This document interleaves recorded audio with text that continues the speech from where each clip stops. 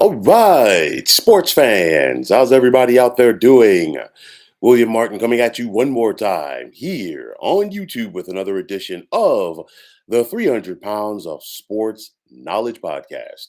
The last two NFL seasons would see the Tennessee Titans win the AFC South as it was their exclusive province. The Titans were once again expected to win the division here in 2022. And after their 7-3 start this season, it appeared that Tennessee was well on their way to winning the AFC South for the third consecutive year. But the last month has not been kind to the Titans as they've lost their last five games. And in the process, their stranglehold on the top spot in the AFC South. Now, with two games remaining in the regular season, the Titans are going to have to pull something out of their hats in order to get to the postseason. And with today's home loss to the previously one win Houston Texans, Tennessee is now tied with the Jacksonville Jaguars for first place in the AFC South. However, Jacksonville owns a tiebreaker after the whooping that they put on Tennessee 2 weeks ago in Nashville.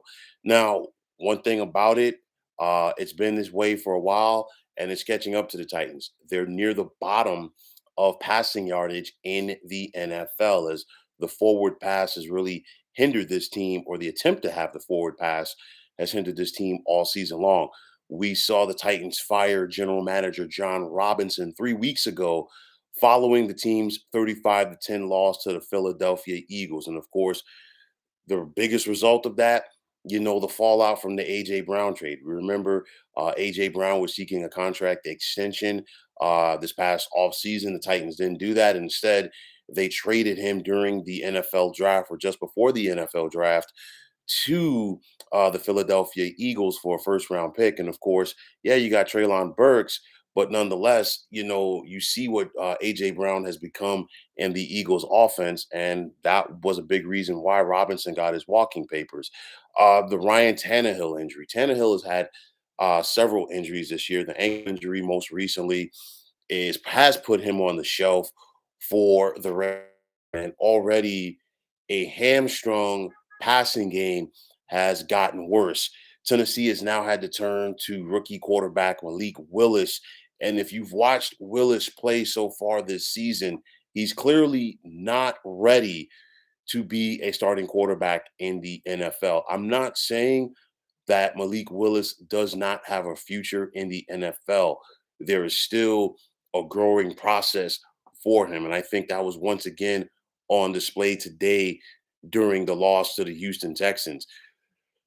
And I say that because it was already tough when Tannehill was in the game. But now when you turn to Malik Willis, opposing defenses that are facing the Titans offense, they're not fearing the passing game. They're just going to go out there and stack the box and try to stop Derrick Henry. I'm obviously easier said than done because Henry still had 126 yards on the ground, but you can live with that if you're going to go out there and face a team that is consistently around 150 or less in regards to passing yardage. And you think about Malik Willis today, 14 of 23 passing for just 99 yards, no touchdowns, two interceptions, and then he was sacked four times. And of course, one of those picks came on the final play of the game, which was a failed Hail Mary, for Tennessee. Other than that, it's one of those where going back several years, I still feel I was never a fan of it, and I'm going to stick by that. I still feel that the Titans made a mistake by giving Tannehill the contract extension, the big contract extension that they did after they reached the AFC Championship game in 2009. We saw Tannehill get it going that year, but you have to ask yourself, just like I did then, how much of it was Tannehill with the passing game, or how much of that was Tannehill feeding off of the running ability of Derrick Henry? And that is still the case. Ryan Tannehill is not going to be a quarterback that elevates his game and elevates those around him. He is good playing off of the play action pass when you have established the run. And with that said, the Titans' best chance to do something was last season. You think about it, Tennessee finished strong. They had the best record in the AFC. They had home field advantage. And of course, you go back to the divisional round. three interceptions by Ryan Tannehill versus the Cincinnati Bengals.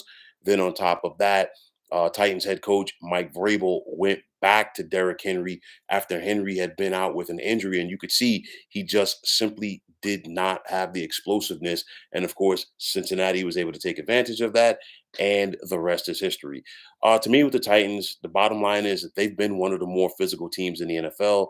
No longer that way. And then on top of that, the 3 yard and a cloud of dust philosophy is only going to take this team so far. And I mean, we've seen a solid defense over the years be wasted with this squad, especially with their inability to score points in the postseason. And now it's really caught up to this team because you look at the Titans, they're going to have to rally.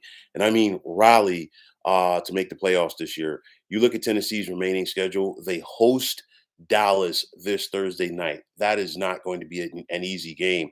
And then you look at week number 18, Tennessee's got to go to Jacksonville. And you look at the way that this young Jaguars team is playing right now. The Tigers are going to have the Titans rather are going to have a tiger by the tail, no pun intended.